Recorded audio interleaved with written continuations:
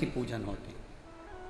अब आप लोग मथुरा में या वृंदावन में कभी गए हों, वृंदावन की अटल लाचुंगी के पास में आप लोग पहुंचे हों, तो ऐसे ऐसे मंदिर हैं जहाँ भगवान के मोर पंख की पूजन हो रही है, जहाँ भगवान की बंसी की पूजन हो रही है, जहाँ भगवान के सुंदर छड़ी की पूजन हो रही है, जहाँ भगवान के सुंदर वस्त्र की पूजन हो रही है। सांप अगर निकलता है तो लोग उसकी भी पूजन करते हैं, क्योंकि वो भगवान शंकर के आभूषण हैं। डमरू मिलता है तो हम डमरू की पूजन करते हैं, क्योंकि वो भगवान शंकर के हाथ में रखा हुआ है। त्रिशूल मिलता है तो त्रिशूल की पूजन करते हैं, क्योंकि त्रिशूल भगवान के हाथ में है। भगवान का स्पर्श बंसी का हुआ तो बंसी पूजा गई। भगवान का स्पर्श मोरपंख का हुआ तो मोरपंख पूजा गया। भगवान का स्पर्श छड़ी का हुआ तो छड़ी पूजा गई। भगवान का स्पर्श पीतांबर पर हुआ तो पीतांबर पूजा गया। भगवान का स्पर्श सांप पर हुआ तो सांप पूजाने लगा। डमरू का स्पर्श हुआ भगवान का तो डमरू पूजाने लगा। त्रिशूल का स्पर्श हुआ भगवान का तो त्रिशूल पूजाने लगा। शिव महापुराण की कथा कहती है, भगवान के करीब में बंसी आई तो बंसी पूजा गई। भगवान के करीब में मोर पंख आया तो मोर पंख पूजा गया। भगवान के करीब में पीतांबर आया तो पीतांबर पूजा गया। भगवान के करीब में जब मोर पंख बंसी जो जो भगवान के करीब में आया वो पूजा गया। भगवान के करीब में सांप आया, सांप पूजा गया। भगवान के करीब में डमरू आया, डमरू पूजा गया। भगवान के करीब में त्रिशूल आया, त्रिशूल पूजा गया। और भगवान के करीब में जब एक इंसान आ जाता है तो इंसान भी पूजा जाता है। प्रश्न में आओगे, जब आप उसके नजदीक में पहुंचोगे, जब आप उसके पास में पहुंचोगे, उसका करीब में जब आप पहुंचोगे तो आप भी पूजा जाओगे, आपकी भी पूजन हो जाएगी। बस उसके नजदीक में जैसे जैसे आएंगे, जैसे जैसे उसके पास में पहुंचेंगे, जैसे जैसे उसके करीब में पहुंचेंगे, वैसे वैसे आप भी पूजाना प्रारंभ कर देंगे। चढ़ा हुआ जल मत पियो, कोई कहेगा शंकर जी का शिवलिंग का स्पर्श मत करो। कोई स्कंद पुराण हो, प्रत्येक पुराण में लिखा है कि शंकर भगवान पर चढ़े हुए जल का जो आचमन कर लेता है वो 3 तापों से दूर हो जाता है, उसके कष्ट दूर हो जाते हैं। वेदव्यास जी ने जो कहा, वेदव्यास जी ने जो लिखा, वेदव्यास जी ने जो लिख दिया इन वेदों में, इन शास्त्रों में, इन पुराणों में, वेदव्यास जी जो लिख रहे हैं, इन शास्त्रों में वेदव्यास जी ने जो वर्णन किया, अगर उसके अनुसार हम चलेंगे तो हमारी जिंदगी सार्थक होगी। लोग हमसे कहते हैं, गुरुजी आप कहते हो शंकर जी पे चढ़ा हुआ जल पीना चाहिए, आप कहते हो शंकर जी पे चढ़ी हुई बेलपत्र खाना चाहिए, ये कहीं हमारे शास्त्रों में वर्णन है? हम कहते हैं एक बार दिल से कौमार्य खंड को पढ़िए, एक बार दिल से पार्वती खंड को पढ़िए, एक बार दिल से शिव महापुराण के विद्येश्वर संहिता को पढ़िए, आपको ज्ञात हो जाएगा कि शंकर जी पे चढ़ी हुई बेलपत्र की महत्वता क्या है। आपको ज्ञात हो जाएगा शंकर जी पे चढ़े हुए जल की महत्वता क्या है। एक पत्र आया है, देखिए। जान गए कि वेदव्यास जी ने जो वर्णन किया है वो साधारण नहीं है। वेदव्यास जी जो लिखे हैं वो साधारण नहीं है।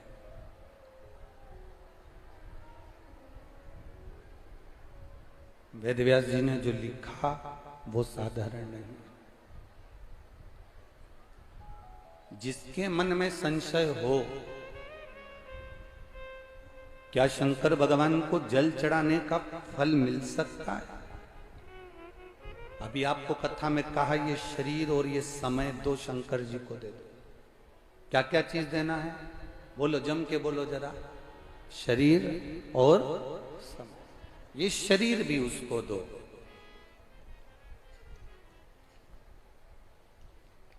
खुद की चीज होती है ना, तो उसका लोग सही तरीके से उपयोग करते।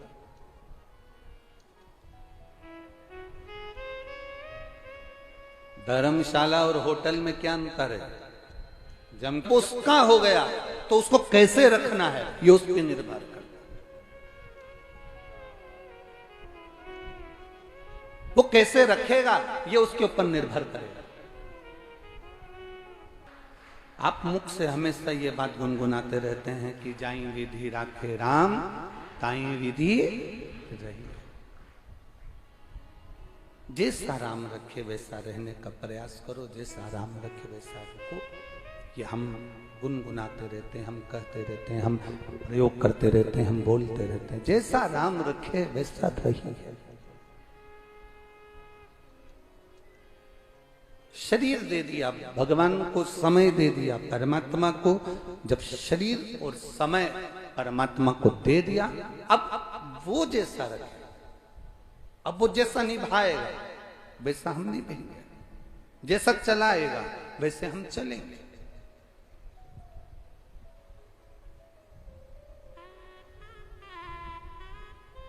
बिच्छुआ बिच्छुड़ी डब्बी में अच्छी नहीं लगती, पांव की उंगली में अच्छी लगती है, और उससे मालूम पड़ता है कि ये सौभाग्यशाली है। उसी तरह ये शरीर पलंग पर पड़ा हुआ, घर में पड़ा हुआ, दुकान पर पड़ा हुआ, चौराहे पर पान की दुकान पर खड़ा हुआ, या हॉस्पिटल में पड़ा हुआ, होटलों पर पड़ा हुआ, कहीं अच्छा नहीं लगता। ये शरीर एक जगह पर अच्छा लगता है, अगर वो कथा के पंडाल में पड़ा हुआ है और बैठा हुआ है तो अच्छा लगता है। ये शरीर मंदिर में पड़ा हुआ है, मंदिर में खड़ा हुआ है तो अच्छा लगता है।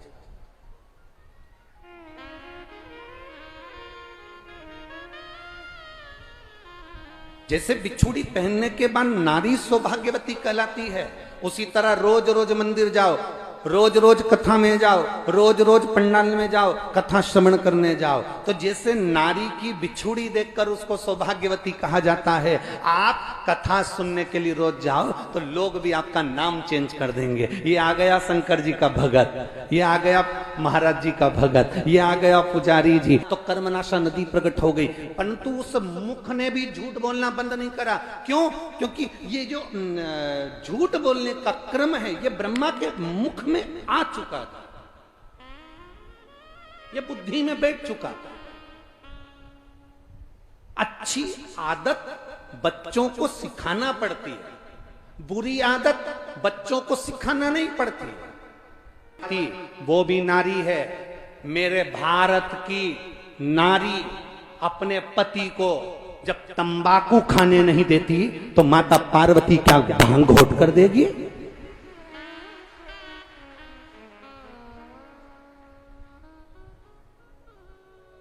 पति अगर तंबाकू भी खाता है तो अपनी पत्नी के सामने नहीं खाता, चुपचाप।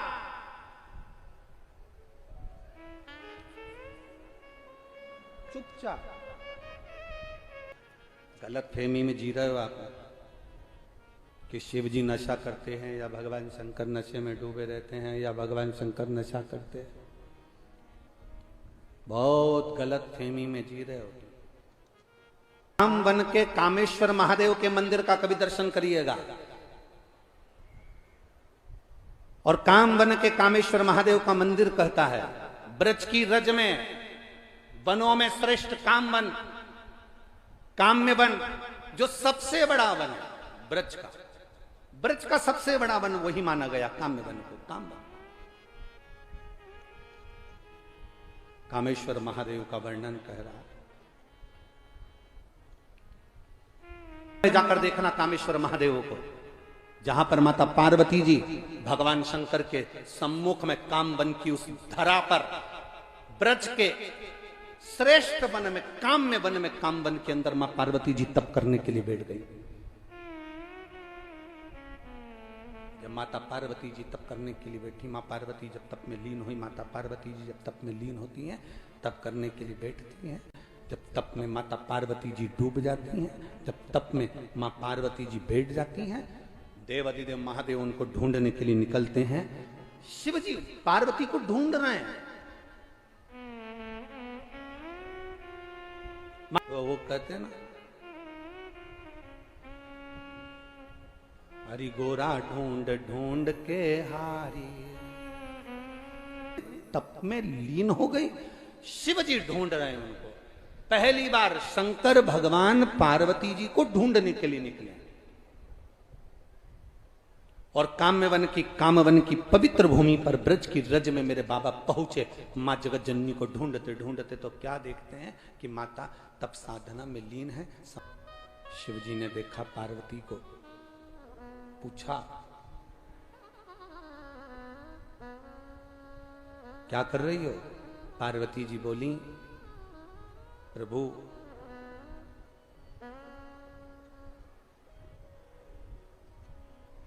24 घंटे आप नेत्र बन करके बैठे रहते हो, किसकी आराधना करते हो, किसका भजन करते हो, किसका स्मरण करते हो, वो मुझे जानना है। इसलिए मैं इस काम वन में आई हूं। काम वन में मेरी कामना पूरी करिए और मुझे बताओ कि आप किसकी अर्चना कर रहे हो, किसका भजन कर रहे हो। शंकर भगवान बोले, इतनी सी बात पूछने के लिए तुझे काम वन में आने की जरूरत क्या थी? नहीं, मेरी कामना है जो आपको पूरी करना पड़ेगी।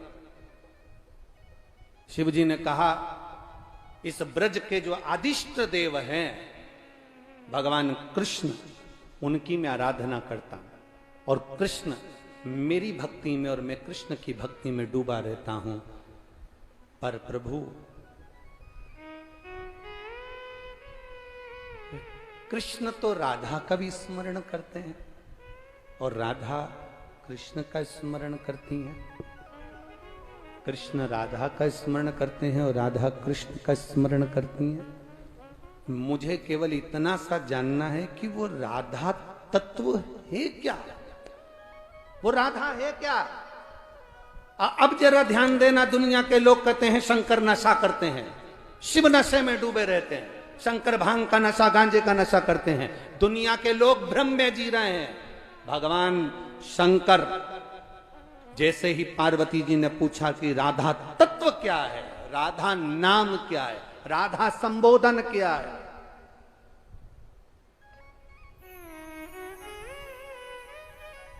शिव कुछ देर मौन होकर बैठ गए और भगवान कृष्ण की भक्ति में डूब गए। फिर पार्वती जी ने स्पर्श कर शंकर भगवान को हिलाया। मैं आपसे पूछ रही हूं, राधा है कौन?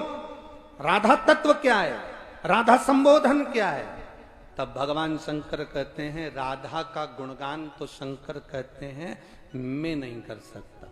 तो तुम नहीं कर सकते तो फिर कौन करेगा? शंकर भगवान कहते हैं कि मेरे दिल में जो कृष्ण बसा है, उस कृष्ण को मैं राधा का गुणगान करने के लिए आमंत्रित करता हूं।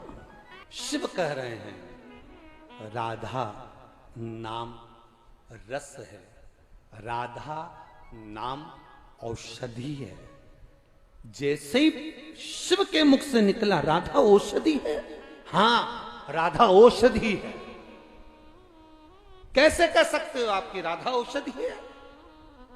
तब देवादिदेव महादेव ने कहा, सुनो गौरा, सुनो, ए पार्वती, ब्रज रज में जब से भगवान कृष्ण जन्मे, ब्रज रज में जब से मेरे कान्हा प्रकट हुए, तब से ब्रज की रज में कोई बीमारी नहीं हुआ, कोई दुख ही नहीं हुआ, कोई रोग नहीं आया। जब तक कृष्ण ब्रज की रज में जन्मे, जब तक कृष्ण का जन्म नहीं हुआ था, तब तक रोग थे, बीमारी थी, दुख था, तकलीफ थी। पर भगवान कृष्ण के जन्म लेने के बाद, भगवान कृष्ण के ब्रज रज में प्रकट होने के बाद कोई रोग नहीं, कोई बीमारी नहीं, कोई दुख नहीं था। क्यों? क्या ब्रज की रज में कन्हैया के जन्म के बाद कोई बीमार नहीं हुआ? भगवान शंकर कहते थे, बीमार भी होता था ना तो लोग कृष्ण को बुला लेते थे। फिर कृष्ण क्या करते थे? तो कहा, कृष्ण जो बीमार होता था ना, उसके कानों में कुछ कहकर चले जाते थे, और जो बीमार होता था वो 1 सेकंड में उठकर खड़ा हो जाता था। ये कृष्ण की वाणी थी। ईश्वर महादेव मां पार्वती जी को व्याख्यान कर रहे हैं राधा का। औषधि राधा, राधा वो औषधि है जिसको पहचान गए तो जीवन का सुख पा गए। राधा वो औषधि है। अष्टमी के दिन रात्रि के समय पर राधा कुंड का स्नान करने पर क्या संतान की प्राप्ति हो जाती? यहां एक नियम होगा है कि राधा कुंड का स्नान अष्टमी को हुआ करता है, ऐसा ऐसा नियम। क्यों? वो औषधि है, राधा संबोधन राधा का औषधि तत्व है। पूरी दुनिया का क्षेत्रपाल, पूरी दुनिया का कोतवाल, काशी में जाओगे तो काशी के कोतवाल काल भैरव कहलाते हैं, पर पूरी दुनिया में सारे तीर्थों के कोतवाल भैरव बनकर बैठे हैं। केवल ब्रज 84 कोस ऐसा है जहां का कोतवाल महादेव बनकर बैठा है। भूतेश्वर, चकलेश्वर, कामेश्वर ये स्वयं कोतवाल बनकर बैठे हैं। केवल एक ब्रज की रज ऐसी है जहां का कोतवाल शिव है, जहां का क्षेत्रपाल शिव है। नहीं तो काशी के क्षेत्रपाल और कोतवाल भी काल भैरव है। उज्जैनी के क्षेत्रपाल स्वयं भैरव हैं। सारी दुनिया के जितने तीर्थ हैं, हरिद्वार, प्रयागराज, सबके कोतवाल भैरव कहलाते हैं। पर केवल एक ब्रज की रज ऐसी है जहां का कोतवाल स्वयं भूतेश्वर, चकलेश्वर, कामेश्वर, अशेश्वर भगवान शिव कहलाते हैं। यहां का कोतवाल क्षेत्रपाल मेरा शंकर है, मेरा शिव है। दुनिया में लोग मरते हैं उसका हिसाब भैरव को देना पड़ता है, और ब्रज में जो मरता है उसका हिसाब शंकर को देना पड़ता है, शिव को देना पड़ता है। गोवर्धन परिक्रमा में चलते चलते ब्रज रज में कोई चले गया तो चकलेश्वर हिसाब देते हैं। वन क्षेत्र में कोई मर गया तो कामेश्वर, अश्वेश्वर हिसाब देते हैं। जी ये हिसाब देने के लिए बैठे हैं कि इनका हिसाब देना पड़ेगा।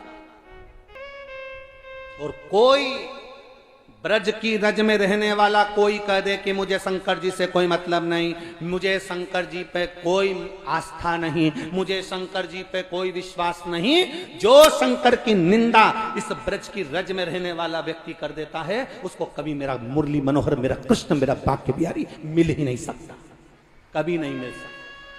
वो जिंदगी भर जपता रहे, भले जिंदगी भर कितनी माला जप ले तो मेरा कृष्ण और राधा नहीं मिल सकते अगर उसने शंकर का गुणगान नहीं किया तो, शिव का स्मरण नहीं किया तो। जप ले। शिव कह रहे हैं पार्वती जी से, राधा औषधि है।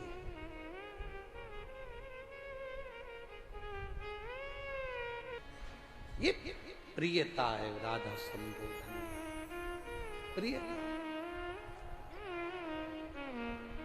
औषधि है राधा, अमृत है राधा। और क्या कह रहे हैं भगवान शंकर? तुम पूछती हो मैं नशा किसका करता हूं। शंकर कहते हैं दिल में कृष्ण बसे हैं, कृष्ण के दिल में राधा बसी है। राधा कृष्ण जब दिल में बैठ जाते हैं तो व्यक्ति की शुद्ध तो वैसे ही चली जाती है, वो राधे राधे का